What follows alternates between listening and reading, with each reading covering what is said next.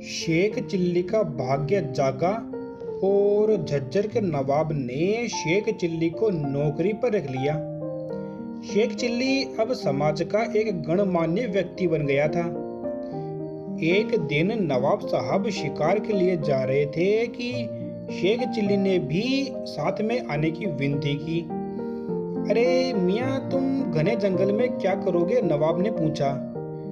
जंगल कोई दिन में सपने देखने की जगह थोड़ी है। क्या तुमने कभी किसी चूहे का शिकार किया है जो तुम अब तेंदुए का शिकार करोगे?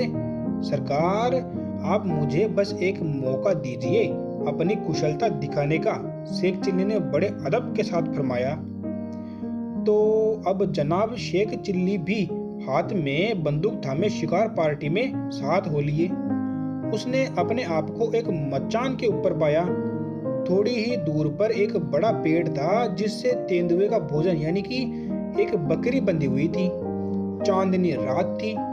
इस माहौल में जब भी तेंदुआ बकरी के ऊपर कूदेगा तो वो साफ साफ दिखाई देगा। दूसरी मचानों पर नवाब साहब और उनके अनुभवी शिकारी चुपचाप तेंदुए के आने का इंतजार कर रहे थे। इस तरह जब कई घंटे बीत गए तो शेख चिल्ली कुछ बेचैन होने लगे। वो कमबख्त तेंदुआ कहाँ है? उसने मचान पर अपने साथ बैठे दूसरे शिकारी से पूछा। चुप रहो, शिकारी ने फुसफुसाते हुए कहा। इस तरह तुम पूरा बेड़ा ही गर्क कर दोगे। शेख चिल्ली चुप हो गया, परंतु उसे ये अच्छा नहीं लगा। ये भी भला कोई शिकारी है कि हम सब लोग पेड़ों में छिपे बैठे हैं और एक करीब से जानवर का इंतजार कर रहे हैं। हमें अपनी बंदूक उठाकर पैदल चलना चाहिए। परंतु लोग कहते हैं कि तेंदुआ बहुत तेज दौड़ता है। वो जंगल में उसी तरह दौड़ता है जैसे मेरी पतंग आसमान में दौड़ती है। खैर छोड़ो भी, हम उसके पीछे पीछे दौड़ेंगे।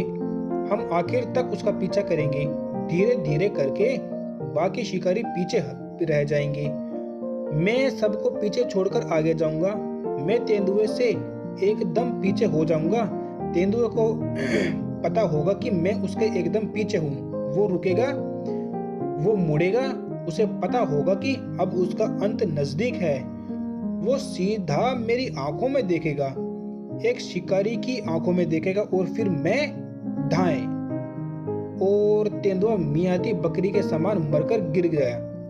वो बस बकरी को दबोचने ही वाला था कि एक शिकारी बड़ी सावधानी से तेंदुए के मृत शरीर को देखने के लिए गया। तेंदुआ मर चुका था, पर इतनी फुर्ती से उसे किसने मारा? शेख चिल्ली के साथी ने पीठ ठोककर शेख चिल्ली को शाबाशी दी। क्या गजब का निशाना है, उसने कहा। तुमने तो हम सबको मात कर दिया और आश्चर्य में डाल दिया। शाबाश मियाँ, शाबाश। नवाब साहब ने शेख चिल्ली को बधाई देते हुए कहा। इस बीच में पूरी शिकारी पार्टी शेख द्वारा मारे गए तेंदुए का मुआवना करने के लिए इकट्ठी हो गई। मुझे लगा कि कोई शिकारी मुझे चुनौती नहीं दे पाएगा, परंतु शेख चिल्ली ने हम सबको सबक सिखा दिया।